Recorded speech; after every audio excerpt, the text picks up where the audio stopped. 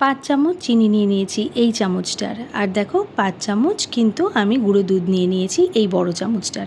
তারপরে সব কটা জিনিসকে মানে চিনিকে দুধকে একদম মিক্সিং জারে দিয়ে দিলাম, আর দিয়ে দিয়েছি কিন্তু বাটার, দিয়ে একটুখানি জল দিয়ে মানে জাস্ট একটুখানি জল দেবে যাতে জিনিসটা পুরো গুলে যায় ব্লেন্ড হয়ে যায়।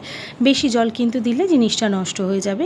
পুরো একসাথে মিক্সার জারে দিয়ে একদম পেস্ট করে নিয়েছি। দেখো প্রথম পেস্ট করার পর বাটারটা পুরোটা গলেনি, সেকেন্ড পেস্টটা একটু দলা পাকিয়ে গেছে বলে পরে আর একটুখানি জল দিয়ে আরেকবার ব্লেন্ড করে নিয়েছি। নিয়ে পুরো বাটার যা ছিল সমস্ত কিন্তু একদম সুন্দরভাবে মিশে গিয়ে এই রকম হয়েছে। দেখেছো কি সুন্দর কনসিস্টেন্সি হয়েছে। কি বলো তো, এটা হোমমেড কনডেন্স মিল্ক বা মিল্ক মেড, মিঠাই মেড যেটাই আমরা কিনি, ভীষণ ভালো হয়েছে খেতে, একদম দোকানের মতন জানো যেটা আমরা বাইরে থেকে কিনি। এটা তো কোল্ড কফি করতে কাজে লাগে, বাচ্চাদের ব্রেডের ওপরে পরোটার ওপরে দিতেও ভীষণ কাজে লাগে।